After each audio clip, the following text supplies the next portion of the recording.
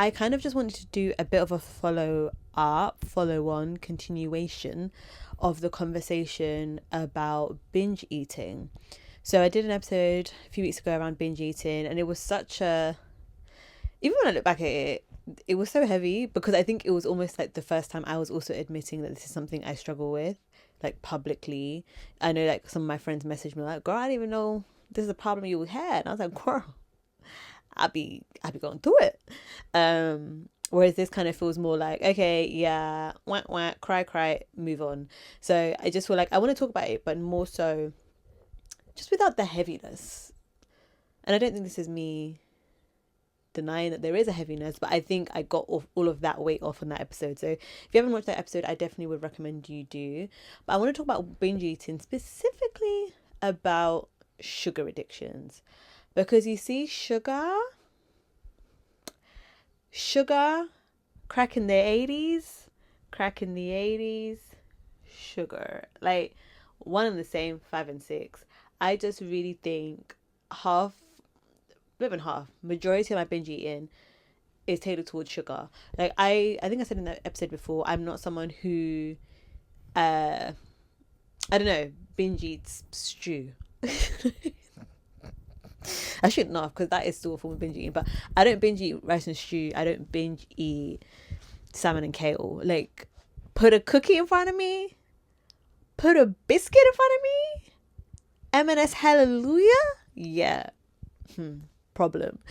And I know I'm not the only one, because I think, you know, we all know sugar is addictive. I'm not saying anything profound here, but I do want to just actually talk about the addiction that is sugar. And I think I've said this before. I think the reason why sugar gets away with it, because she does get away with it, I think she gets away with it because sugar is embedded into so many things. Like, she's just always there. Like, even in things that you don't think she needs to be there, she is there. And I realized this in January. So in January I did Daniel fast, sorry. I did a Daniel fast in January, and naturally in the Daniel fast you don't typically have sugar anyways, but I think I was just a lot more intentional about seeing what other things I was eating, observing the things I was eating, see if there was even sugar in that. So I basically did like 30 days no sugar, but it was also a fast. Day 2 of that fast, yeah, I was besides myself. I was literally crawling the walls like an addict, for real. Like, I really was. But I think what I found so interesting, because after like a couple of days I was able to get the strength, and then I just kind of got over it. Like, I was able to go through a day without actually craving it, which was really good, which I also think is something I need to keep reminding myself, that I have lived without it during seasons. I think the issue is that when I do incorporate sugar back into my diet, I then do things at an excess level. So yeah, there's that. But what was I trying to say? Basically, I remember when sometimes I just need to buy ingredients to make a meal, and then some of those ingredients might be like a particular sauce, or I don't know, like, I can't remember if we were allowed honey. I don't think we were allowed honey, but I just remember looking in the aisle for certain things and looking behind and seeing that I had sugar. Because I think in the Daniel fast, I think we were allowed wholemeal wraps. I feel like we were. We were allowed like wholemeal based things. And I just remember when I would pick something up, so I wouldn't just pick it up and just be like, oh, this is wholemeal, I can take it. I was still looking for the sugar part, because I've been very intentional about that as well. Like, no sugar whatsoever. Guys, there was sugar in everything. Wraps, there was sugar. Even in like honey, I was shocked to see how much of the honey that we buy is not actual honey. So obviously I just couldn't have honey the whole time. Yeah, cinnamon. You buy cinnamon just to put on top of like your oats. The cinnamon has sugar in it. Why is there sugar in the cinnamon? Like, I thought this was just cinnamon. And I'm saying this as somebody that's in the UK. I know in America it's like 10 times worse. Y'all really be just be doing the most over there with like in the food industry. But I will say all that to say that in January I really realized, oh, I am like fasting, I'm on a spiritual fast, but I feel like I'm also detoxing. And that's when I was like, no, this sugar thing is really, it's really an addiction. And I feel like so much of the shame, the guilt, the food noise, all the stuff I spoke about in the previous episode that I think is still so relevant now, that specifically happens to me when I've had sugar. So I'm not really like a sweets person, but let's just say like on the odd occasion, like there's some sweets and I take a few, let's say I have like a handful of sweets, that is just going to kickstart my sugar now, and now I'm looking for the next fix. So it might not be that I'm going to go for sweets again, but it might be now like, oh, I want pancakes, or I want um I don't know, a cake or something. But it's like now all I see is sugar. Do you know what I mean? But it starts off with just something as little as like a few handfuls of sweets, or maybe like a chocolate bar or pancakes or something like that. And I think because I'm now aware of that, I'm in a predicament, because I'm also like, I don't believe in extreme diet culture, but I am wondering if I'm actually somebody that just needs to admit that I can't have a sugar life. I don't know.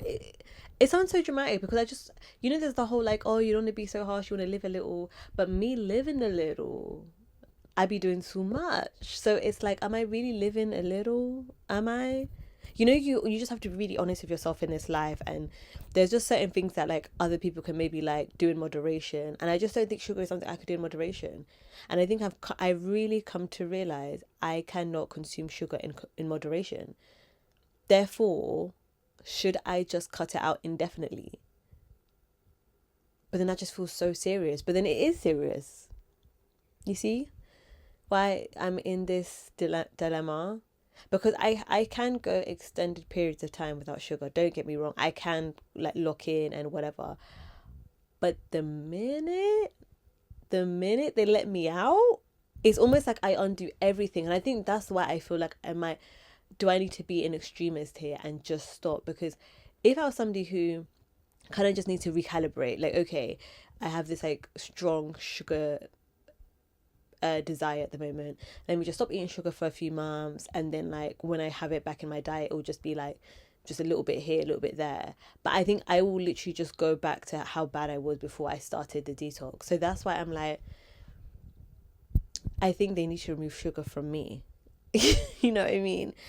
Like, yeah, so that is what I'm leaning towards. But I like I said, I know I naturally lean towards extreme. So I want to know if there is a happy medium. But then I also don't believe I have reached a happy medium in the cycle of food guilt, food noise, and food shame. And that is always perpetuated by sugar. So that's why I just feel like if sugar is the common denominator, and in everything else, I'm not saying that like, oh, if there was pizza in front of me, I might not take an extra slice when I don't need to, but that just won't happen all the time. So I can go from, I don't know, going for dinner, having a whole pizza, to the next day. If I was to have pizza again the next day, I might only have half, like things like that. I'm just very much, it just depends if I'm full or if I'm hungry. There isn't much addictive behavior fueling what I do. Likewise with other processed foods, like I can't even just think of any. Like I'm not even like a burgers person. I like chips. I like potatoes in any format, so that's separate. But like I won't just sit there and have chips and then I'll be like, oh, I want more. I want more. If I have a packet of crisps, I'm not now trying to go through a whole like bag of crisps, or like, do you know what I mean? I think there are things that I can just actually eat and then pause, and I can sit in that and come back to it later, save it for later, have it another day. But sugar isn't that thing. You see that them M&S cookies? I know everybody's been talking about them on social media, but you see those M&S cookies, I just feel like this must have been what it felt like when the government put crack in the hood in the 80s. Like, because those cookies they are so nice. But guys, by the time I've even taken one bite of the first cookie, my hand is leaning on the second one. It's ready to pull up. And I just feel like, because I know that about myself, I don't know how many times I have to keep proving to myself that this is just something I can't master. And I don't know. I don't feel like I'm literally speaking out loud, but I don't think it's like a victim mentality at all. I actually think it's just me being honest with like, and identifying that this is a vice, and I need to shut it down. But I guess obviously naturally you then think, okay, but what about like birthdays and da da da? But then even when there's birthdays, I can have cake on my birthday and then I want cake the next day, the next day. And then my birthday is so close to Christmas. So the whole of December just becomes a binge. So it's like, for the sake of my birthday, is it worth then going into January always with the same thing? I need to lose weight. I'm feeling guilty because I just ate this on Christmas and my birthday. So it's like, you just want to break the cycle. So I don't know if I'm going to actually fully declare that I'm going to go have like a sugar-free life, but I would at least want to try it for an extended period of time. I think the longest I've probably gone is maybe 3 months. 3 months. And I'm just thinking back in the day when I lost a significant amount. Actually, no, take it back. I think the longest I've gone maybe was January, because I was about to say the time when I lost a significant amount of weight, but I remember I would have rice cakes and they would be like chocolate covered rice cakes. They'd only be like 2 in a packet. And then I'd also have a bit of dark chocolate. So there were dark chocolate rice cake, no, dark chocolate covered rice cakes covered in dark chocolate, and then I would have like a square of dark chocolate in my oats in the morning. And funny enough, I remember dark chocolate was a way to control the craving, but then essentially I was still having chocolate every day, albeit only a square, and on occasion the rice cakes. I say the rice cake 3, 4 times a week. And it did feel manageable. Like I remember I wouldn't go and, like, outside of those two things, literally organic dark chocolate and the rice cakes, I wouldn't have chocolate at all outside of that. And even sugar, I guess in that aspect maybe it was 3 months, in the way that I consume sugar now. But yeah, so I think that's where I'm at with it. And I'm thinking, should I maybe try to go a year or something without it? But then this is it, and we have to really break it down, guys, because if we're saying a year, are we talking all sugars? Is it, I mean, I think I'm fine with fruits. You're never going to catch me stuffing 5 bananas in my mouth. It's never that deep. I sometimes even have half a banana. So that's what I'm saying. I know for me, it's not sugar in its pure form. It is actually the processed, ultra processed version. So the biscuits, the cakes, da da da. Because grapes, I can have a handful of grapes, call it a day. I have a handful of blueberries a day, and I'm fine. I don't crave anymore. Bananas, I can go through one, but on average, half a banana a day, just because I find it too sweet and I find it too like overbearing. So yeah, that's something to think about. And if anybody here has like gone down a sugar-free life, or is living a sugar-free life, please do share your tips, because it'll be good. Yeah, it'll be good to know as to like how you're doing it. But yeah, I also just wanted to discuss the science, behind sugar addictions, because we're all doing it, but why? Let me get it. So I asked my good friend. They are an honorary doctor, honorary nurse. They have so many qualifications. None of them, they haven't actually studied any of them. They just have the knowledge of it. And that is my good friend ChatGPT. And I asked, please share the science behind sugar addictions. And they said, the idea of a sugar addiction is widely discussed, but the science is a bit more nuanced than a simple yes or no. What sugar does to the brain? Reward system. When you eat sugar, it activates the brain's reward pathway, particularly the release of dopamine in areas like the nucleus accumbens. Oh, I don't know what that is, but yeah, it'd be activating that area. And this is the same system involved in motivation, learning, and pleasure. Sugar creates a quick dopamine spike. Your brain learns this is rewarding, seek it again. Over time, repeated exposure can strengthen this learning loop. This is similar to what happens with many rewarding behaviors such as social media, gambling, so on and so forth. But the intensity differs from substances classically defined as addictive.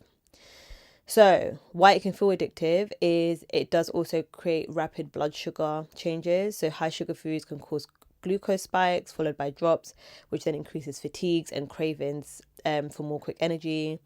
And then there's just some other things. This is quite long. Sorry, guys. I didn't think it would be this there's long. I will actually just put screenshots of this here for you guys to read it. So feel free to pause at this point and just read what's on the screen. But yeah, once again, nothing profound, nothing that we don't already know. But I think what it makes me think is, okay, if I know when I have sugar, my brain goes into reward system, like it wants to be rewarded through the quick dopamine spike from the sugar, but I don't want to give it sugar as a reward. What can I replace it with? Because I think that's essentially the process that's happening in my brain.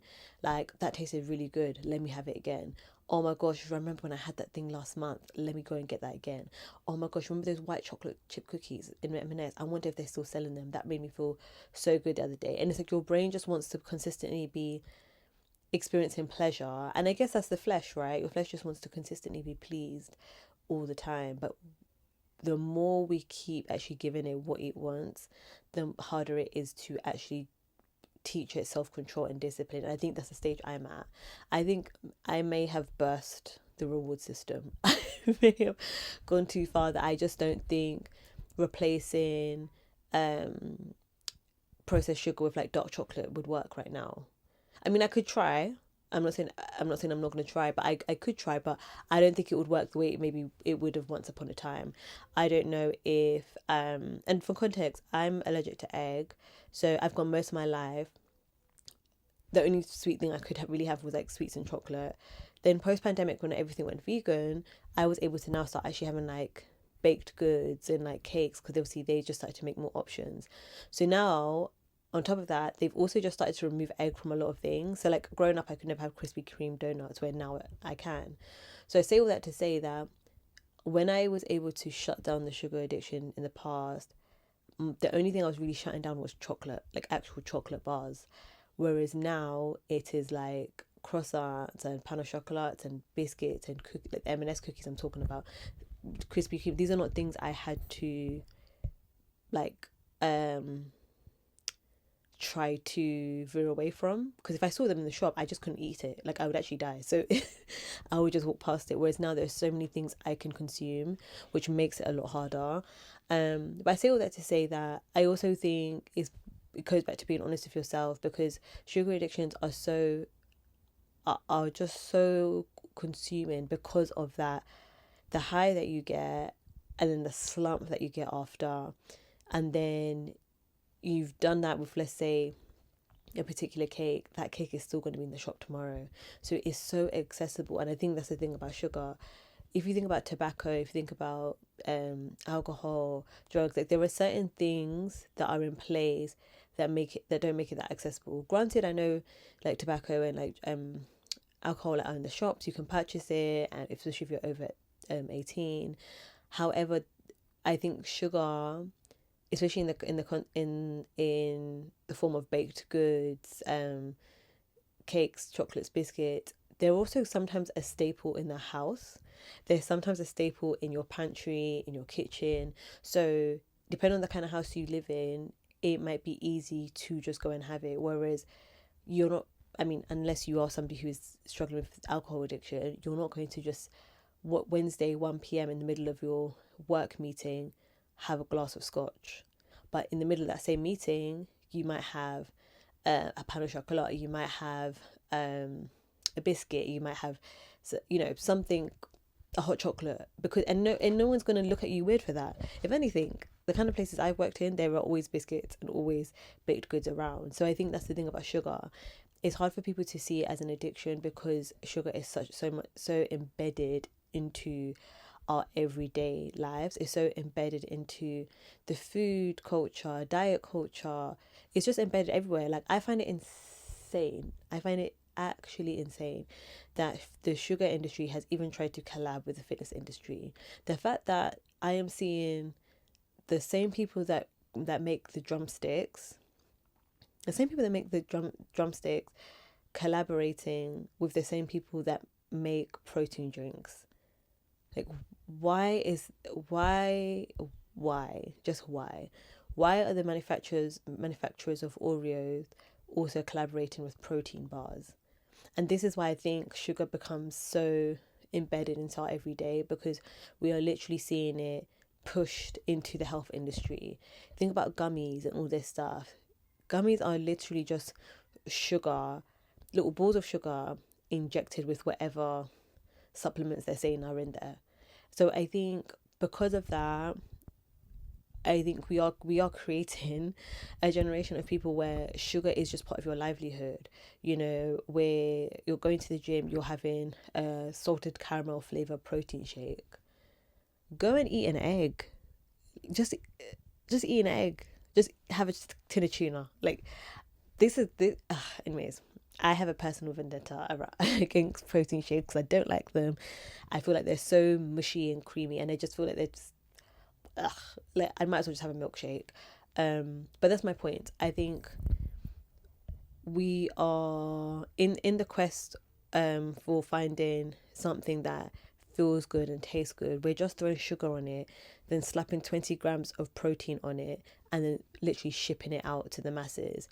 And I just don't think it's right. I don't think because something says it has 25 grams of protein that is necessarily healthy for you. I really don't. Because when you look at the back and the first ingredient listed is sugar, or you're looking at these protein yogurt, it's got 10% milk, but then all the other ingredients are XLE gel galim masama.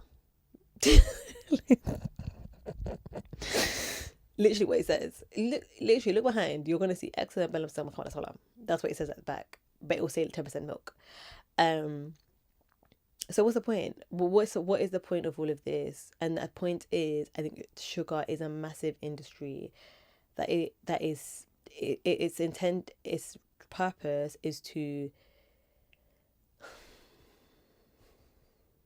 finish us. Just so dramatic.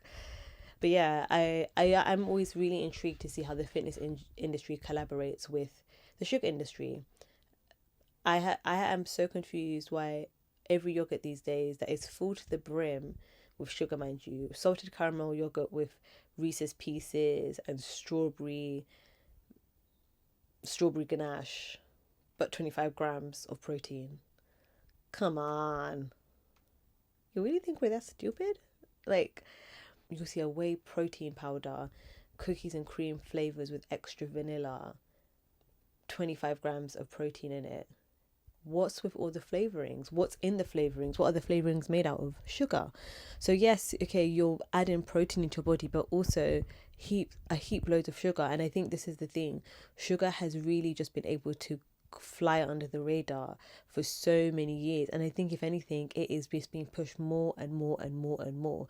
Every supplement these days has sugar. Every single extra bit of vitamin or whatever, they're just pumping sugar into it. And then you just start to think, okay, are we just trying to look better for longer, or are we actually trying to live a healthy life? Because I think we've done so much good research over the years to essentially live longer as humans, but how good is the quality of our lives if so much of it is dependent on sugar? Why do I think so many of us struggle with sugar? I don't think it's so much about self-control, discipline, motivation. I think some of us actually have maybe addictive personalities, and that's maybe why. I think even if you don't have an addictive personality, this can just be something you get hooked onto. I think if I was to tell someone, hey, I've got a sugar addiction, I think they'll probably laugh, because it's like, it's not that deep, live a little, da da da, and it's not taken as seriously as the other addictions that people can have, like drugs, alcohol, so on and so forth. But then you think about public health and the amount of people developing diabetes and heart problems and all this stuff that can be linked back to our diet, but we don't see the way we eat as something that is addictive. But now if somebody has, a liver problem, you can see that could be linked to alcohol. Drugs obviously can just shut down your whole body. But we don't see sugar as like a public health problem. But there are so many people in the hospital, maybe potentially fighting for their lives because of the excessive amount of sugar they've consumed over a long period of time. And when you think about binge eating, it's normally like it's a long period of time, but it's like a short window. So you could binge like in an evening or in the afternoon. But can you imagine basically living a life of binge eating, like what that would do to your body? So that's why I just think this topic of binge eating, specifically when it comes to sugar, really, really, really interesting, because I completely believe like live a little, live a little. But if in the quest of living a little, I'm not living long because of the choices I'm making regarding sugar, shouldn't I just cut it out? I don't know. I'm happy to hear people's thoughts on this. But yeah, I think that's what I would say about sugar. I think sugar is also the only thing that really gives me food noise. Because you know what's so funny? I'm somebody who, outside of sugar, the only other thing I crave is Caribbean food. But I'm talking like literally just a stew.